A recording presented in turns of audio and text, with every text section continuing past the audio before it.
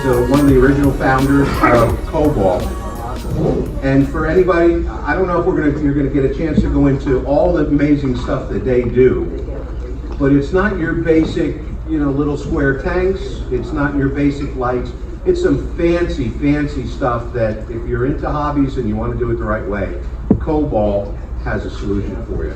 So with that said, everybody, let's give a round of applause. Welcome to Les.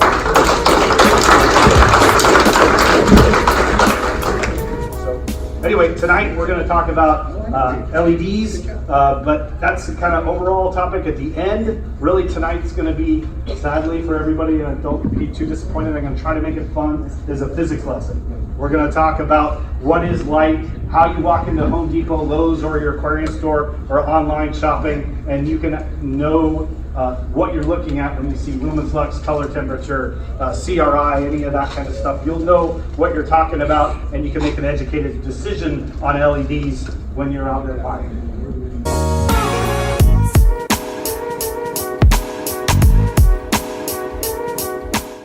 So a little bit about me from the hobbyist side. I was born into a house that had fish tanks. My dad actually in the 70s had wild discus that were breeding in the early 70s, and I took the tanks over when I was 6. So you kids down here, if you're not running your tanks yet, let's go. 6 years old, nice. So the first thing I did when I was my first big move as the aquarist, I took over our 29-gallon show tank and with these breeding wild discus, and I said, these are boring, and I netted them up, put them in a bucket, walked down to our local pet barn. Did you have heckles? Honestly, I don't remember. They were wild, whatever. I was 6 years old, so forgive me.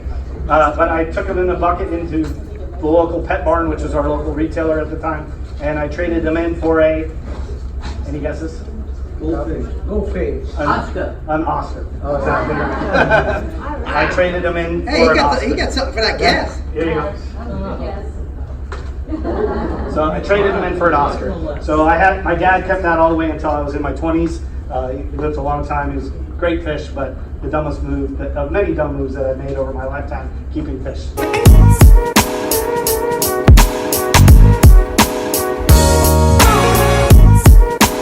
Cobalt, we named it that because we couldn't agree on anything else.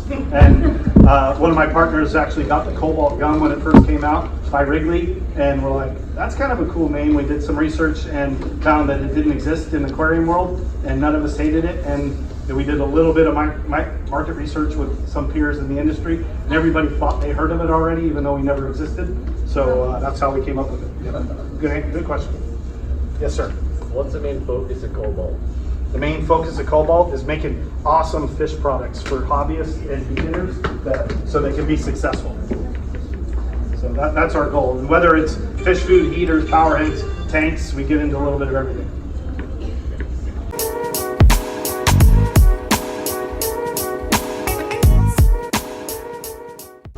So what is light and what kind of lights are out there? And this seems like a pretty obvious question, but I wanted to make sure that we defined it. So light to us as humans and other earth dwellers really revolves around the sun, right? And so the sun is our ultimate source of light, and how we define sunlight depends on exactly where we are on the earth, what time we are, what the conditions are weather-wise for that, because we can have standard daylight at noon over the equator, or we can end up with this horizon daylight at the sunset. And even though it's still sunlight, it has a very different appearance and a different feeling to us as humans, and it also affects our eyes differently. And it's either soothing, or like a red light is very soothing to us, or a blue light is very harsh to our eyes, and we kind of squint when we look at it. For those of you that are freshwater, you'll appreciate that more kind of reddish one. Marine guys are a little off the deep end a little bit with that blue, and for me it's really aggravating, it's too blue, but they really like it because it makes the corals glow. So even though it's daylight, we have to define it differently depending on the conditions and where we are exactly in the world and the time of day. Now, what do we do to replicate in the homes? Well, we have our basic incandescent, which everybody knows, original Tom Edison kind of design. Then we go up to fluorescence, compact fluorescence, HIDs, which are high intensity discharge lights, which are your metal halides in our world. And we have two styles, which we call HID. We call HID in the hobby as a double-ended little high intensity discharge metal halide. But we see this is called metal halide. The other one, HID, is those double-ended. But they're all fall under the same classification. And then in between there, which I didn't bother putting on here because it was a very short-lived technology at the consumer level, is plasma lighting, which most of us probably had a plasma TV in the 90s, early 2000s, but that kind of came in and faded out. It's not very efficient. And then we end up with what we have, most everybody knows today, LEDs, which are everything.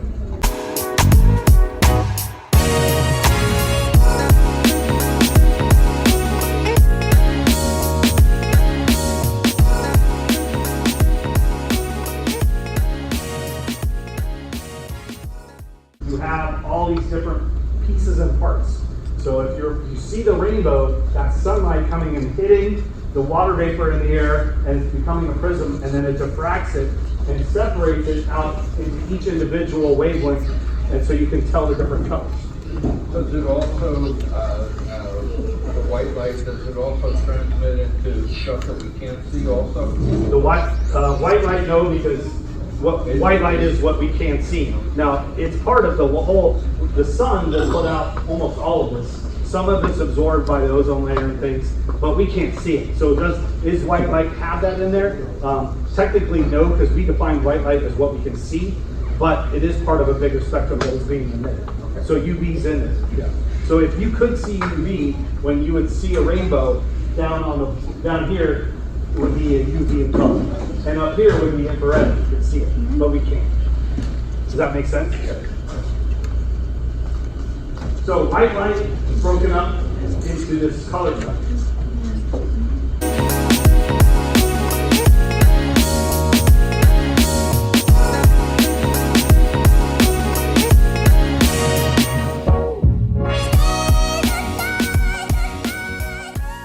History of LEDs, like what are these things, where do they come from? The first observation of a light emitting diode was also called electroluminescence, is 1907 by this guy H.J. Round, and he used what's called a cat whisker detector, which he took some silicon carbide, hooked it up some power, and then you got this little glimmer of light, like on the edge. Like just all of a sudden, where he touched it in certain spots, depending on the crystal arrangement, got light.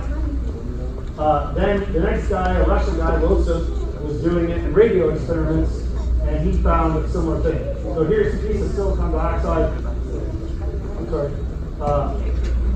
Silicon carbide, I'm sorry. And this is what it looks like. And then here's the cat whisker detector. So you can see it's really simple. It's just some power with a slight resistor in it, and you touch it, and you see if it glows. And you can see the clip here, and then here's the probe, and then on that one spot of that whole thing, that's where it glows right there. So if you want to replicate this experiment, you can go out and make one of these your own. Look up cat whisker detector. You can have homemade LEDs that you can barely see with the lights on, but you can do it. And this is where it all starts. From 1907 until the mid-20s, nobody really did anything. Sadly, that research kind of went unnoticed until way later. But in the 20s, this guy Losov was experimenting with radio diodes, and he saw light-emitting diodes as well at that time. But again, the research was really around radios, and nobody paid attention to the fact that he was emitting light.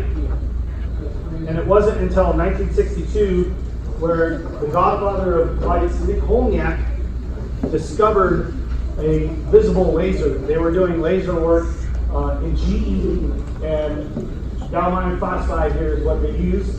And this is the original alloy that they used to make this LED that ended up producing a laser for the very first time in 1962. And this is the guy that founded what is now what we use as LEDs everywhere. The cool thing about it, he was a pretty young guy in 1962. He was still alive in 2013 when GE launched their very first consumer electronic luminaire, which is like a light bulb. And during that time, they were really trying to hype their technology and everything. And they did this big marketing initiative. And we have the luxury of interviewing the guy that discovered these LEDs in 1962, the technology, seeing a consumer light for the first time. This is about a 15 or 20 minute interview. I cut it down to about 2.5 minutes. I think it's really fascinating because this guy changed our world, and you get to see his reaction to it. So I'm going to bore you with this video for a few minutes, and you can listen to it yourself.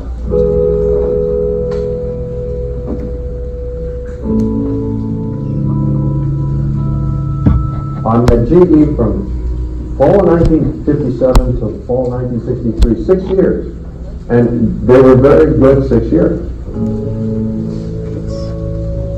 What I was doing was exploratory work with a small group, a lot of history, and a lot of devices that didn't exist till we made them exist. See, that's what exploratory work is. If they can make a laser, I can make a better laser than any of them because I've made this alloy that is in the red, visible.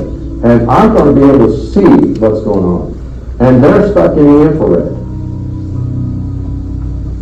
Dr. Fender started screaming down there when we turned on the first one. It's a laser, and you can see it. You can see it directly with your eyes. Suddenly, we're all up higher because we all know something now we didn't know.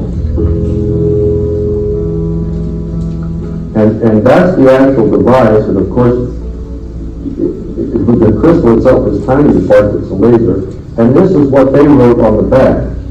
It's the magic one, gallium arsenide phosphide.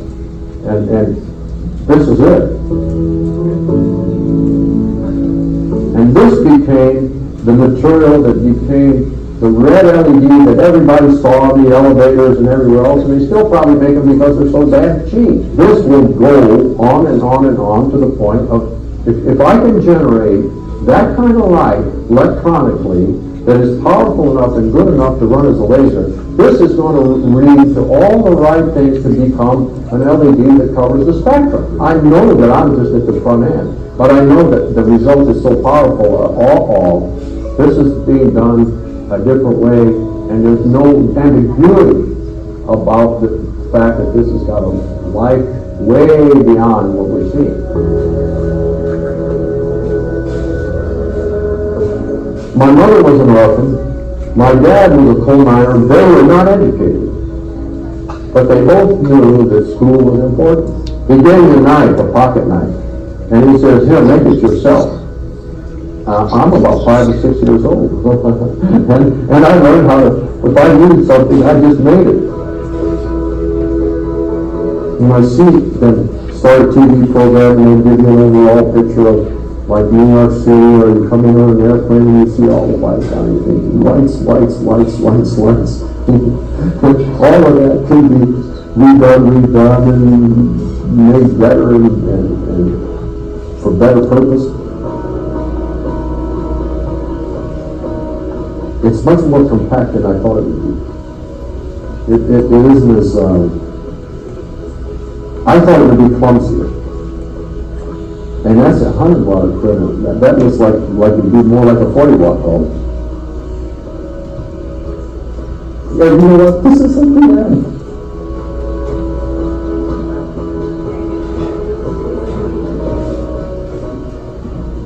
Learn more, do more, build more, reveal more.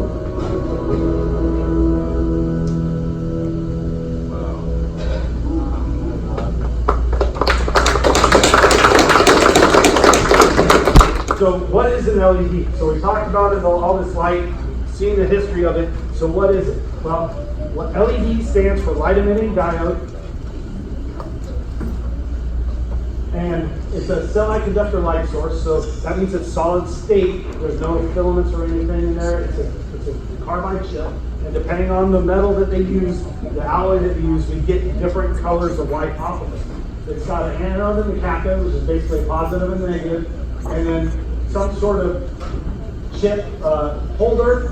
Then the wire touches it. The solder joint is very critical. If you're looking online, you might see something called the TJ. That's the temperature junction, packet junction. The TJ is the most critical spot on any LED. So if you see that online, that's what that is. And then we have some sort of lensing. Today, originally we had it's called the through hole style, which is those tall ones.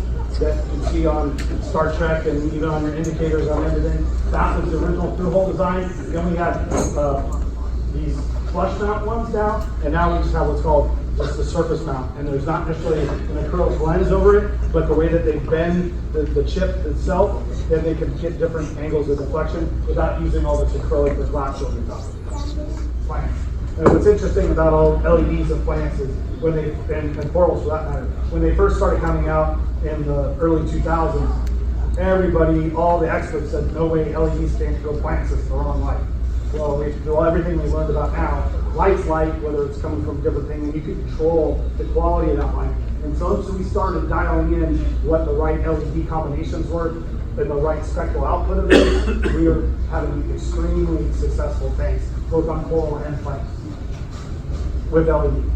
So the thing about LEDs is that because we can control them so specifically, it's up to the aquarist to choose those lights specifically or set them right for your exact setting. And here's the live aquarium show tank. Fantastic thing.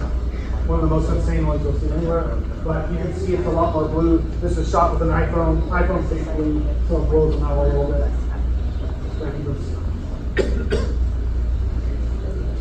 So with that, there's a bunch of stuff in here that we won't get through, but lots of different types, controllability.